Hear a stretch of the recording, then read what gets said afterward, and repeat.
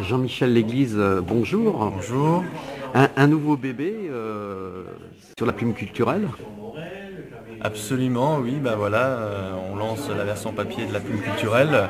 Donc ça sera un semestriel pour le premier numéro, puis un trimestriel. Donc l'objectif du journal, c'est vrai que nous existons depuis 2007 comme webzine. Et puis nous avions décidé en décembre dernier de nous lancer également sur la version papier, c'est-à-dire toucher un nouveau public en Lorraine. Et je suis content de vous présenter sa version papier. C'est donc un format à l'italienne.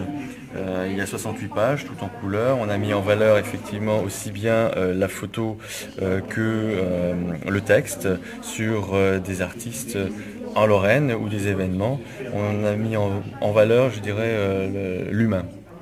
La spécificité aussi de la version papier, c'est que vous avez des QR codes qui permettront également au public de scanner avec leur téléphone ce code barre 2D qui permet d'accéder sur internet avec leur téléphone sur le site de la plume culturelle par exemple pour ici, ou alors carrément pour un exemple d'artiste, les Youps, d'écouter une de leurs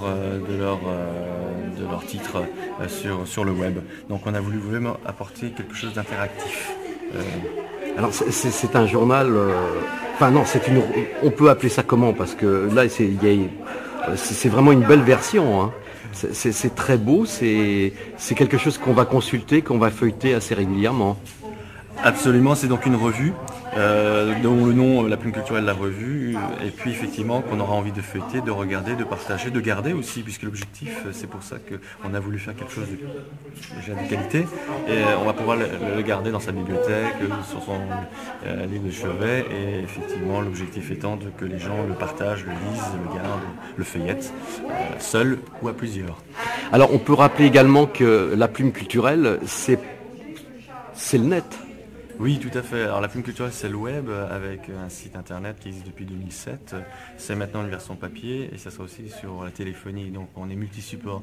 Maintenant, on ne veut plus trop être associé à la plume culturelle webzine. Maintenant, c'est un journal à part entière.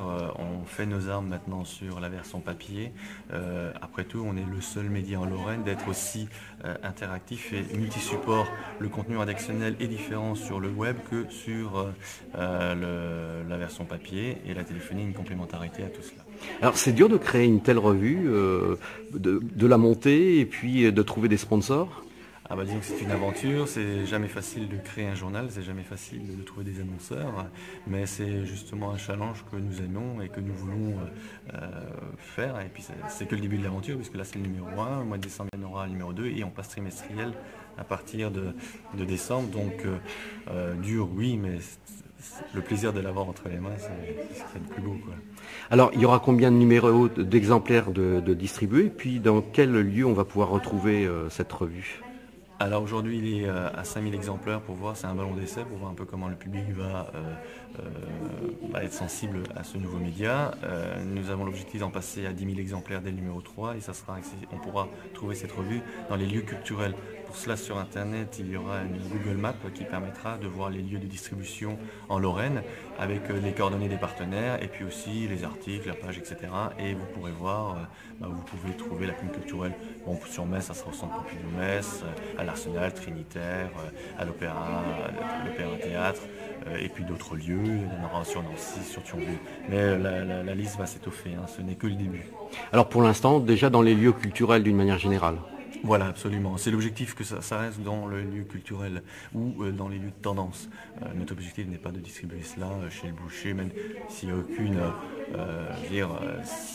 pour la plume culturelle, on voit mal mettre cela chez un boucher, un charcutier, un pâtissier, même s'il y a beaucoup de fréquentation.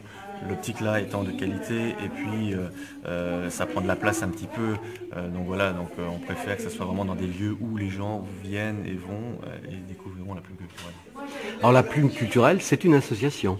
Oui, tout à fait. C'est une association loi 1908 du droit local et nous verrons l'avenir, comment ça va continuer. Bon, l'avantage de l'association, c'est qu'on a pu créer notre journal d'une façon claire, nette, voir si le projet pouvait fonctionner. On verra dans quelques temps ce que ça va donner. Alors pour terminer, on va rappeler quand même l'adresse du site internet. Alors c'est www.laplumeculturelle.com.